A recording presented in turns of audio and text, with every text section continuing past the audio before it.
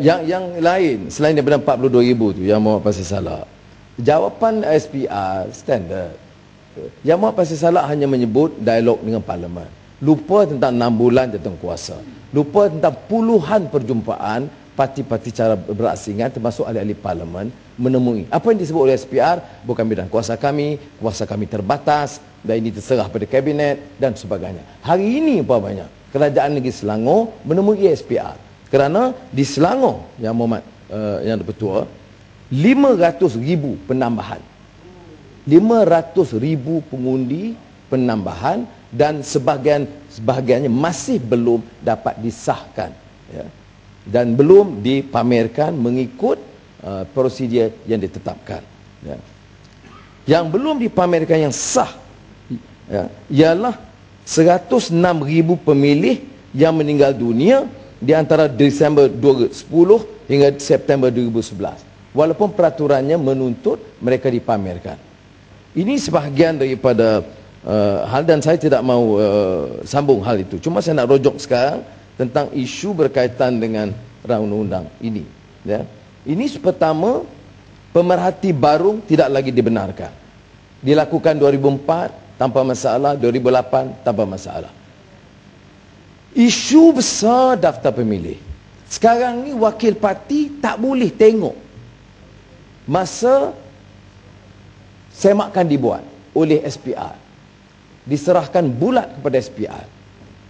2004 bukan menjadi masalah, 2008 bukan masalah, malah jawatankuasa tidak mencadangkan ini pun. Ya, SPR mengambil alih dan dibuldos dalam kabinet dan sekarang ni di Parlimen. Jadi saya tanya, bagaimana kita nak semak? Apa masalah bagi dua orang hadir untuk memantau, melihat sama ada sah atau tidak, ada unsur penipuan atau tidak? Kalau tidak ada penipuan, apa yang nak dibimbangkan? Ya. Itu yang dikaitkan dengan 26A Akta Ibu yang dipindah dengan memotong subsection 2 dan 3 tentang ejen pilihan raya. Saya masih menggesa supaya perkara ini dibetulkan. Kerana kalau tidak, ia hanya mengesahkan apa yang kita sebut sebagai usaha untuk menipu. Pertama, isu yang dibangkitkan ialah daftar pemilih dipertikai. Sekarang ini, semak tak boleh. Kitkan masalah. Kalau dikatakan masalah ada ramai-ramai penyokong, maka nak diubah daripada 50 meter, 100 meter, saya tidak mahu pertikai keputusan itu. Dan ya, itu bagilah budi bicara. Nah, walaupun 100 meter bagi kebanyakan orang masih satu jalan, jarak yang jauh, ya, untuk pergi mengundi, ya. Tetapi saya tidak anggap ini sebagai suatu hal yang fundamental. Yang paling serius selain daripada itu ialah pindaan subsection 26(1) Akta Ibu dalam jarak 50 meter dari sepadan mana-mana tempat mengundi, ya. Tapi yang kita kena faham, perenggan I yang asal itu, ya, tiada seorang pun boleh pada hari mengundi. Ini saya cukup serius. Maknanya yang membuat pengusi tak boleh semak di barung dalam tempat dekat pusat mengundi. Tak boleh semak di mana-mana tempat pada hari pilihan raya. Apa sebab SPR tak benar kita menyemak pada hari pilihan raya, melainkan tujuannya untuk menafikan hak kita menentukan status pengundi itu, ya. Kerana dalam perenggan I ini, ya, tak boleh, tak dibenarkan pada hari pilihan raya itu, bukan saja di barung, di luar tak dibenarkan orang menyemak, menentukan identiti mana-mana orang yang memasuki, menyemak dalam mana-mana senarai nama orang memasuki, merayu atau memujuk, itu tak apa, menunggu atau berdiri tak apa, tapi menyemak tak boleh. Dan saya pada peringkat awal tidak memikirkan ini benar sehingga kita semak Akta Ibu. Bila semak Akta Ibu yang dibatalkan, yang membuat pengusi, bolehkah kita dalam pilihan raya menafikan Di luar 100 meter ini pun tak boleh semak. Kalau ini diluluskan, hanya membuktikan tidak ada lain alasan, ya, membuktikan memang ada percobaan menipu terang-terang dalam pilihan raya akan datang. Ya. Yang Muhammad, saya minta laluan. Datuk Speaker, terima kasih ya. Kalaulah boleh saya faham daripada apa yang disebut oleh Permatang Pau, apabila pindaan terhadap subsection 26 ini yang berkaitan dengan dua perkara. Satu ialah berkaitan dengan barung ejen yang mewakili parti yang bertanding, kemudian pada hari pembuangan undi, pada hari pilihan raya, barung yang di bawah kendalian SPR, di mana sebelum ini ada barung ejen daripada parti-parti politik boleh ada di situ bersama dengan SPR, tapi pindaan yang kita bahaskan sekarang tidak lagi membolehkan barung ejen parti-parti duduk dan memerhati kerja SPR. Itu satu.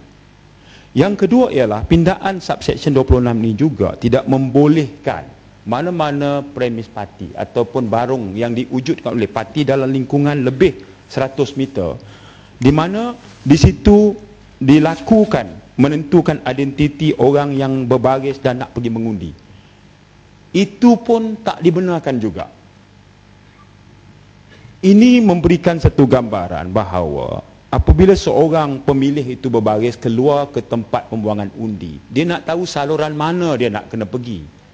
Saluran mana? Saluran 1, saluran 2, pusat 1, pusat 2, pusat 3, dia ada gitu. Biasanya selain daripada SPR wujudkan barung dia, Datuk Speaker, terima kasih. Sebab itu saat akhir pemilih datang dan SPR bantu. Di samping SPR bantu, parti-parti politik juga nak membantu. Jadi amalan selama ini ialah mereka boleh datang kepada mana-mana barung panas, bangsal panas yang sekarang dipanggil barung, yang dikendali oleh parti.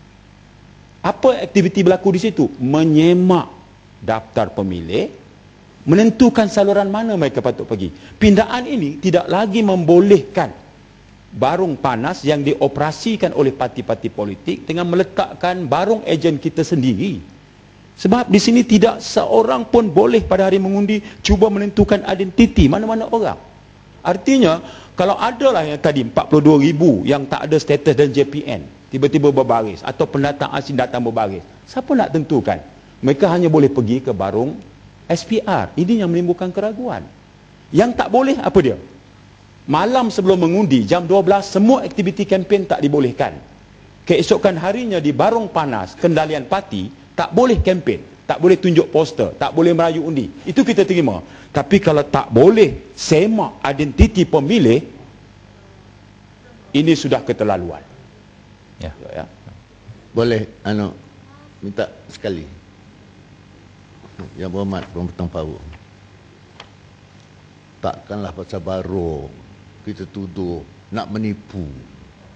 Barung ni dulu kerajaan pun ada barung, parti Barisan Nasional ada barung, Pembangkang ada barung. Inilah tempat punca pergaduhan perbuatan. Kecoh, pengundi jadi takut. Sebab itu SPR berfikir lebih baik ditadakan barung yang dikuasai oleh parti-parti politik. Tapi barung nak menyemak ada disediakan oleh SPR. Tak adalah pasal barung, tak ada dah menipu. Yang berhormat, saya tahu yang berhormat Permatang Pau selalu gunakan bahasa-bahasa yang indah, cantik, bersastra. Guna perkataan itulah, janganlah menipu apa. Minta maaf lah. Saya boleh guna istilah lain, tak ada masalah. Dan Yang Muhammad Sri Gading bertanding dan menang. Saya juga bertanding menang atas teket UMNO dulu. Dengan ada baru, dengan pihak pembangkang semak, saya tidak ada langsung keraguan. Saya yakin masa itu. Sri Gading pun yakin memang kawasan kubu kuat dulu. Ya. Dan selamanya. Dan maknanya Apa masalah dia? Kalau dan sekarang dulu Yang Berhormat Sri Gading dalam parlimen, pembangkang juga membantah. Saya di situ. Tapi belum pernah kita dengar isu-isu separah yang ada. Itu juga kenyataan yang kita tidak boleh nafikan. Ada satu dua bantahan yang dibawa ke mahkamah, tapi belum pernah dari segi bantahan yang saya dengar. Boleh on record, boleh orang kata oh pasal apa dulu. Saya pertahankan. Saya tidak percaya. Sebab tu saya kata kalau nak kritik UMNO sendiri pun, saya tidak setuju semua yang dilakukan oleh UMNO dulu. Itu tidak betul. Saya juga tidak setuju mengatakan bahawa penipuan itu menjadi satu budaya dari dulu. Saya tidak setuju. Kerana ada hal-hal yang kita perhatikan yang lebih pimpinan lebih peka. Tapi sekarang ini dibawa pindaan untuk melarang orang menyemak dalam keadaan bukti-bukti yang terang yang diberikan, adanya jumlah besar yang ratusan ribu. Yang Muhammad Pengurusi lebih arif kerana Yang Muhammad Pengurusi datang dari satu wilayah di mana penipuan itu disahkan oleh mahkamah. Bukan menjadi tuduhan pembangkang, disahkan oleh mahkamah. Jadi oleh yang demikian Yang Muhammad Pengurusi, saya minta hal ini di Pengurusi. Ya. Tak ada masalah lagi, Muhammad. Cukup. Sikit je. Ni sikit. Tak payahlah, Muhammad.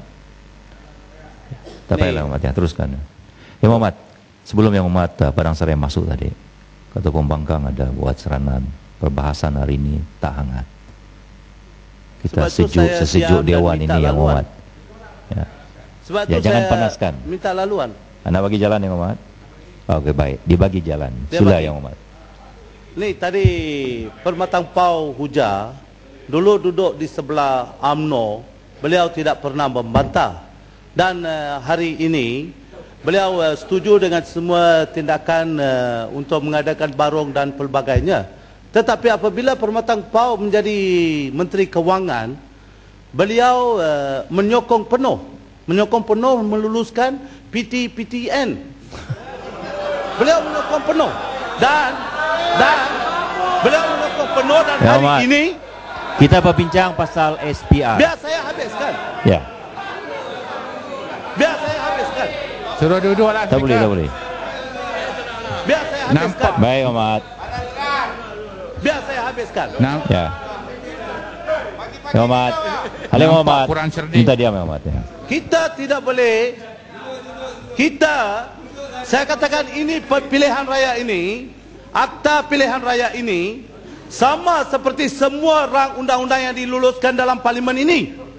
Jadi kalau kita sebagai ahli dewan, pada satu masa bila kita duduk sebelah UMNO, kita ini mendiamkan diri dan meluluskan dan juga menjadi tulang belakang, memastikan bahawa rang undang itu menjadi sesuatu yang penting untuk negara ini. Baik, Pada masa kita anjak sebelah menjadi pembangkang, kita terus tukar, mana boleh.